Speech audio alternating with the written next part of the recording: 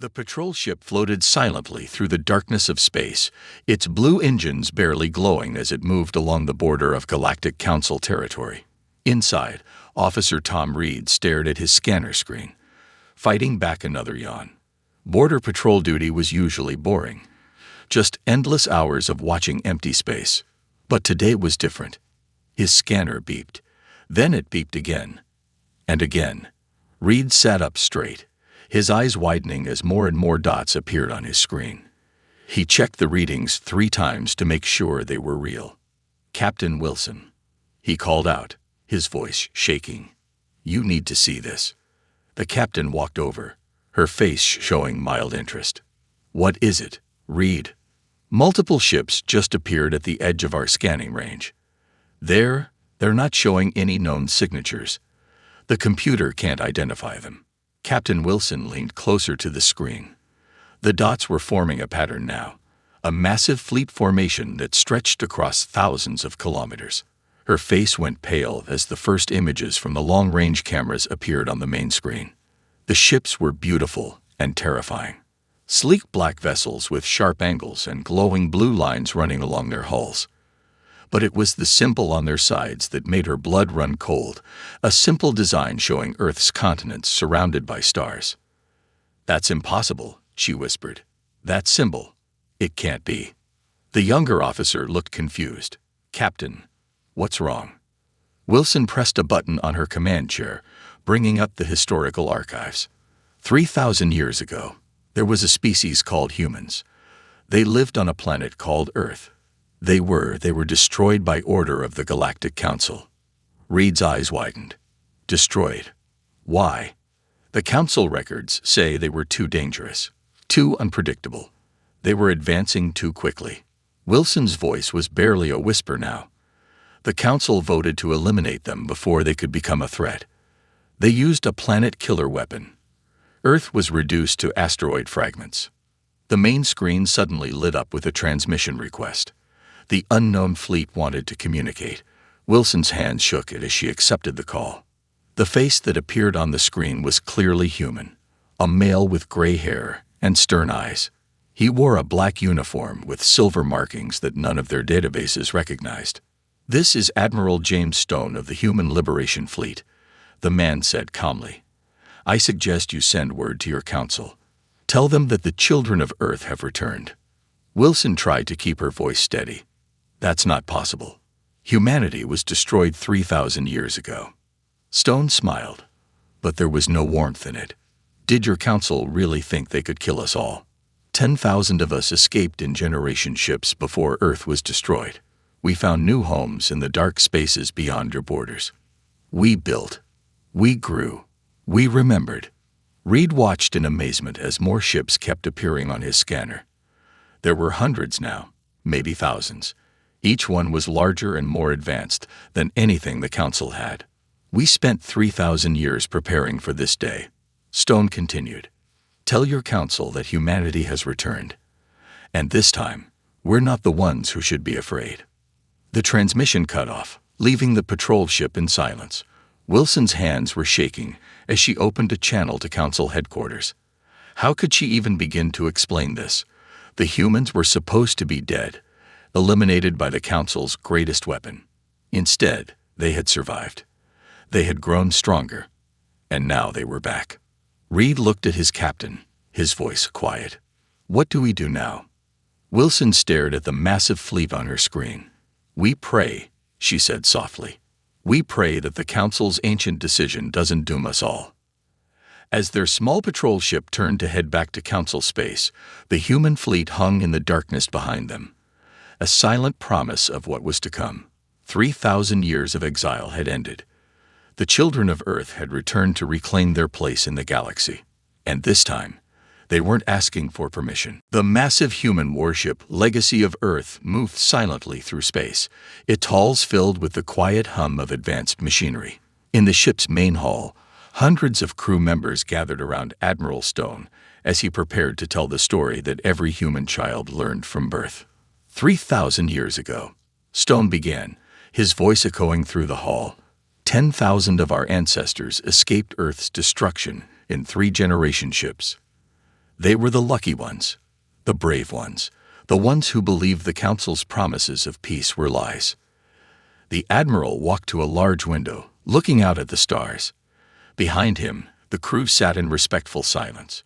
Many of them had never heard the story directly from the fleet commander before. The ships were called Hope, Legacy, and Promise. Stone continued. They carried not just people, but everything we could save from Earth: seeds, animals, books, and technology. Our ancestors knew they might never see another human settlement again. They were right. He touched a control panel, and a hologram appeared in the center of the hall. It showed 3 massive ships, each one 5 kilometers long, disappearing into the darkness of unknown space. The journey was hard. The first 10 years, we lost almost 1,000 people to accidents and space sickness. But we survived. We found a cluster of habitable planets beyond the Council's reach. We called it New Heaven. And there, we began to rebuild. The hologram changed, showing beautiful green and blue planets circling a distant sun. But next to these peaceful images were others: massive shipyards, weapon factories, and military academies. Our ancestors made a choice, Stone said, his voice growing harder. We would not just survive. We would become strong enough that no one could ever threaten us again. Every advance in technology, every scientific discovery, every new invention had one purpose: to protect humanity and prepare for this day. He pressed another button, and the hologram showed their current fleet, thousands of ships, each one carrying weapons that could destroy whole solar systems. From 10,000 survivors, we grew to billions. We built cities under the oceans of 30 worlds. We turned asteroids into fortresses. We learned to bend space itself to our will. And we never forgot what was done to Earth. In the front row, a young crew member named Mike raised his hand. "Sir, is it true that our ships could destroy the Council's entire fleet in minutes?" Stone nodded. "Our weakest ship has more firepower than their strongest battle station. But that's not what makes us dangerous." He smiled grimly. "What makes us dangerous is that we remember. We remember everything." The hologram changed one final time, showing the ruins of Earth, now just a field of asteroids where their home planet once stood. The crew grew silent, their faces hard with 3,000 years of passed-down anger. The Council thought they were being clever. Stone continued. "They waited until our ambassadors signed a peace treaty. They waited until we began to trust them. Then they struck, thinking they could wipe us out in a single day." He turned to face his crew, his eyes burning with intensity. "But humanity doesn't die easily. We never have. And now, after 3,000 years of preparation, we're going to show them exactly what they should have been afraid of." The crew stood as one, their faces showing the same determination that had kept humanity alive through 30 centuries of exile. They were no longer just survivors. They were humanity's vengeance. Stone looked at his crew, engineers, soldiers, scientists, all descendants of those original 10,000 survivors. "Tomorrow, we begin our advance into Council space. Remember your training. Remember our history. And most importantly, remember Earth." As the crew filed out of the hall, Stone remained by the window, watching the stars. Somewhere out there, the Council was just beginning to realize their ancient crime had come back to haunt them. He smiled slightly. 3,000 years was a long time to plan revenge, and humanity had planned very, very carefully. The Great Council chamber on Capital Prime had never been so quiet. 500 representatives from different alien species sat in stunned silence as Admiral Stone's message played on the massive screens around them. "Members of the Galactic Council," Stone's voice echoed through the chamber. 3,000 years ago, your predecessors committed an act of genocide against Earth. They thought they had destroyed humanity. They were wrong. The head counselor, an old alien named Blue, gripped the edges of his seat. On every screen in the chamber, Stone's face looked down at them with cold eyes. Humanity did not die. We escaped. We grew stronger. Our population now numbers in the billions, spread across thousands of worlds beyond your borders. Worlds you never found. Worlds where we built our strength and waited. The message was playing everywhere, on every council world, in every space station, on every ship. Stone had somehow taken control of all communication channels at once. Your sensors have already detected our first fleet, Stone continued. But that is only the beginning. We have 20 more fleets just like it. Our smallest ship carries weapons that could reduce your largest battle station to dust. We have technology you cannot understand and power you cannot match. In the council chamber, someone tried to shut off the transmission. It didn't work. The message kept playing. But we are not like you, Stone said. We will not destroy worlds without warning. We will not murder billions without giving them a chance. That is what makes us different from the council that tried to kill us. Blue looked around the chamber. Many of the younger representatives looked confused. They had never even heard of Earth or humans.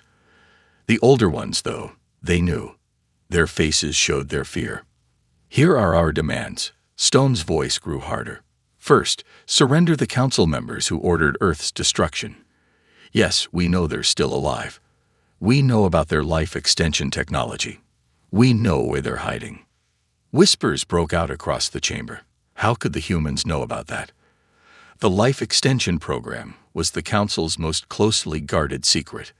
Second, surrender all military installations and weapons. You've proven you cannot be trusted with them. Third, prepare to face justice for your crimes against humanity. Stone paused, letting his words sink in. You have 24 hours to respond. If you refuse, we will begin dismantling your civilization piece by piece.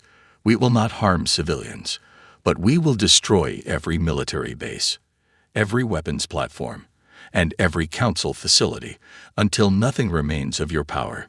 The screen showed images of the human fleet. Their ships were beautiful and terrible, black against the stars with lines of blue energy pulsing along their hulls. 3,000 years ago, humanity asked to join your council in peace. You responded with genocide.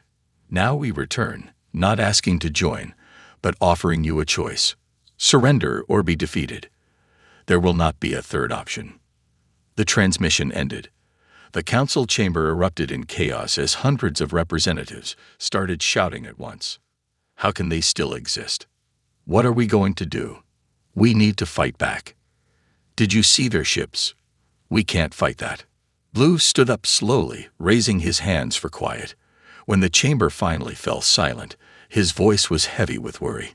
3,000 years ago, the council made a terrible mistake. They feared humanity's potential so much that they tried to destroy it. Instead, they created exactly what they feared most, a humanity that had every reason to hate us, and 3,000 years to prepare for revenge. He looked around the chamber, at faces filled with fear and confusion. We have 24 hours to decide the future of our civilization. I suggest we use it wisely. Outside the council chamber, the news was spreading across the galaxy. Humanity had returned, and this time, they weren't the ones who were afraid. The countdown had begun. The emergency council meeting had been running for 12 hours straight. Time was running out. In the center of the chamber, Blue watched as another fight broke out between two council members. "We must fight," shouted General Rax, his scales turning red with anger. "We have the largest fleet in known space, 10,000 warships." "Did you see their technology?" answered Council Member Dax, her tentacles waving in frustration. "Our best scanners can't even understand how their ships work." Blue slammed his hand down on the table. "Enough. We have 11 hours left before the humans' deadline. We need solutions, not arguments." A quiet voice spoke up from the back of the room. "I found something in the ancient archives." Everyone turned to look at Keeper John, the council's head librarian. He was holding an old data crystal that glowed faintly blue. "This is a recording from the day they ordered Earth's destruction," John said, his hand shaking. "Everyone should see this." He placed the crystal in a reader. A hologram appeared, showing a council meeting from 3,000 years ago. The faces were different, but the chamber was the same. "The humans are advancing too quickly," an ancient council member was saying. "They went from primitive rockets to faster-than-light travel in less than 200 years. If we wait another century, we won't be able to control them." Another ancient member spoke up. "Their creativity, their drive to explore, it's not natural. They're dangerous. They must be eliminated while we still can. The current council watched in horror as their predecessors voted to destroy Earth. Not out of defense. Not because humanity had done anything wrong, but because they were afraid of what humans might become. And now, Blue said quietly, they have become exactly what our ancestors feared. Not because it was their nature, but because we made them this way. Suddenly, alarms started blaring throughout the chamber. General Rax rushed to a communication panel. "What's happening?" Blue demanded. "The 3rd Defense Fleet engaged one of the human ships," Rax said, his voice tight with stress. They're all gone." "What do you mean, gone?" Dax asked. "One human ship, just one. It destroyed 300 of our best warships in less than 5 minutes." Rax's scales had turned pale. They didn't even need to use their main weapons, their point defense systems alone. The chamber fell silent as video from the battle appeared on the main screen. A single black human ship, moving with impossible grace, as hundreds of council ships fired at it. None of their weapons even touched it. Some kind of energy field around the human ship caught their shots and seemed to absorb them. Then the human ship fired back. Not with normal weapons. It released what looked like small dots of light. Each dot passed straight through council shields like they weren't there. Each dot destroyed a council ship instantly. 3 minutes and 42 seconds, Rax said quietly. That's how long it took one human ship to destroy our entire fleet. They didn't even seem to be trying very hard. Blue looked at the clock. 10 hours left until the deadline. "The ancient council members," he said finally. "The ones who ordered Earth's destruction. They're in the secure bunker under Mount Forever. They've been there for 3,000 years, extending their lives, pulling the council's strings from the shadows." "How do you know this?" Dax asked. "Because I've been helping protect them," Blue admitted. "But now I see what their fear and hatred has brought us. They killed Earth because they were afraid of human potential. And in doing so, they created something far more dangerous, humans who had nothing left to lose." He stood up straight. "I vote we surrender them to the humans. Give them what they want. It's the only way our civilization might survive." One by one, the council members began to nod. They had seen what just one human ship could do. They had no choice. The countdown continued. The deadline passed.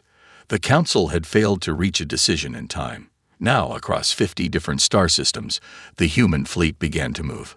In the command center of Capital Prime, Blue watched as reports flooded in from everywhere at once.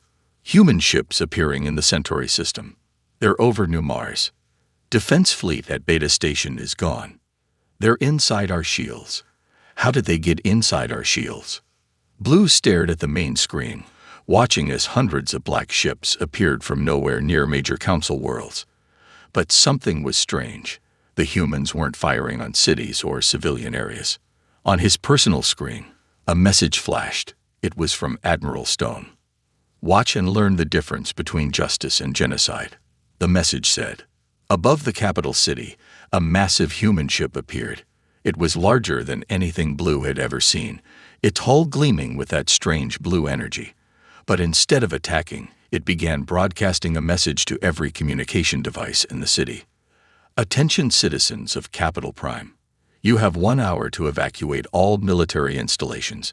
Civilian areas will not be harmed. This is your only warning." Similar messages were playing across every council world. Blue watched in amazement as the humans began helping with evacuations, their smaller ships providing transport for civilians who needed to leave military zones.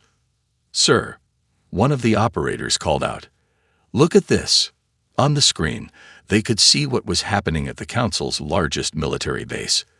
The human ships had surrounded it, but they weren't attacking. Instead, they were creating some kind of energy field that lifted the entire base. Buildings, weapons, and all off the ground. They're not destroying the bases, Blue realized. They're taking them. Stealing our entire military infrastructure. Reports kept coming in. On every world, the pattern was the same. Human ships would appear, give warning, evacuate civilians, and then simply take what they wanted. Military bases disappeared into huge transport ships. Weapon platforms were plucked from orbit. Defense stations were carefully dismantled. In the Council's most secure bunker, General Rax was furious. We can't just let them take everything. Launch the hidden fleet. Use the secret weapons. The general pressed a button, and from hidden bases across Council space, thousands of ships emerged. They were the Council's secret advantage. Ships built with technology stolen from a dozen different races, kept hidden for centuries. The human ships didn't even slow down. Their energy fields caught the Council's secret weapons and simply absorbed them. When the Council ships fired their most powerful guns, the human ships turned the energy back on them. Impossible, Rax whispered. Those weapons were unstoppable. No, Blue said quietly. We just never faced anyone strong enough to stop them. Until now. The battle, if it could even be called that, lasted less than 6 hours. When it was over, the Council had lost every military installation, every weapons platform, and every warship they had ever built, but not a single civilian had been harmed. Admiral Stone's face appeared on screens across Council space again. Your military power is gone, he said simply. We could have destroyed your worlds. We could have killed billions. That's what you would have done in our place. But we are not you. He paused, his eyes hard. Now about those ancient Council members hiding in their bunker. We're coming for them next, and we know exactly where they are. In the command center, Blue looked at the others. 3,000 years ago, the Council tried to destroy humanity because they were afraid of what humans might become. Now we see what they did become. More powerful than we could imagine, but also more merciful than we deserved. Above them, the human ships hung in the sky like black stars, waiting. The real battle was about to begin, not for military power, but for justice 3,000 years overdue. Deep under Mount Forever, in a bunker designed to survive anything, 12 ancient Council members watched their plans crumble. They hadn't aged a day in 3,000 years, thanks to their life extension technology. How did they find us? Asked First Elder Mark, his artificial skin glowing faintly in the dim light. This facility doesn't exist in any records. They've known all along, Second Elder Phil replied, checking the bunker's defenses again. Somehow, they've known everything. The bunker shook slightly. Above them, human ships were systematically taking apart the mountain's defenses, layer by layer. The ancient Council members had hidden their command center under kilometers of rock and metal, protected by the most advanced shields ever created. It wasn't going to be enough. On their screens, they watched as human ships used impossible technology to simply phase through solid matter, passing through their defenses like they weren't there. Tell me again, Third Elder Jack said, his voice shaking. Why did we really destroy Earth? First Elder Mark turned away from the screens. You know why. Their minds were different. They could imagine things we couldn't, create things we couldn't. Given enough time, they would have surpassed us all. So we killed them, Phil said quietly. Not because they were a threat, but because they made us feel inferior. The bunker shook again, harder this time. On the main screen, Admiral Stone's face appeared. He shouldn't have been able to access their systems, but he had. Hello, Elders, Stone said calmly. Did you really think we wouldn't find you? We've known where you were for the last 1,000 years. Impossible, Mark shouted. Our security was designed by beings who think linearly, Stone interrupted. Humanity has evolved beyond such limitations.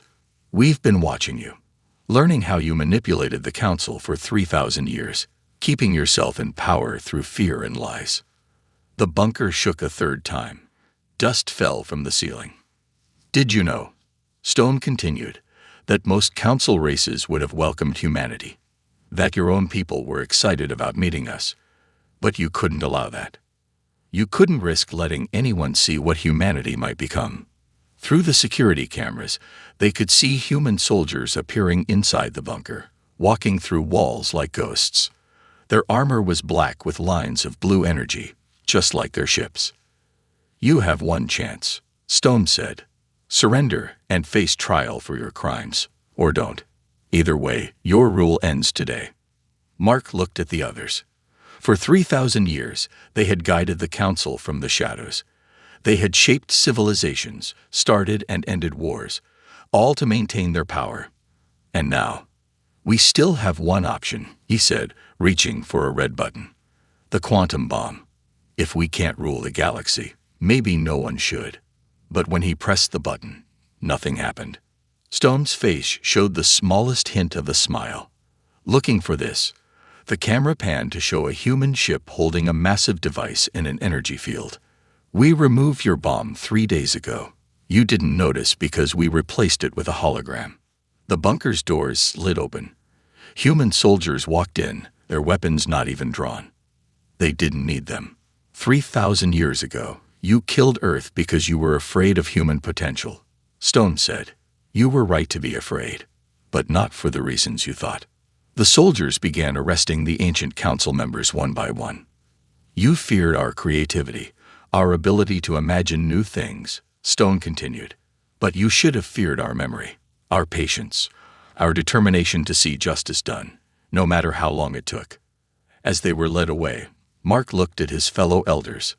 "What will they do to us?" Stone answered from the screen. "Something you never gave humanity. A fair trial. Because that's the difference between us. You ruled through fear. We'll bring change through justice." The ancient council members' reign was over. 3,000 years of secret control had ended not with a bang, but with quiet arrest by the very beings they had tried to destroy. Justice had finally arrived. The trial lasted 1 month. In the Great Hall of Capital Prime, representatives from every council race gathered to watch as the 12 ancient elders faced justice. Evidence collected over 3,000 years was presented day after day. Admiral Stone sat in the front row, watching as the truth was finally revealed to the galaxy. Next to him sat Blue, who had helped expose the elders' secret control. "The evidence shows," the chief judge announced, "that the elders not only destroyed Earth without cause, but have manipulated galactic politics for 3,000 years.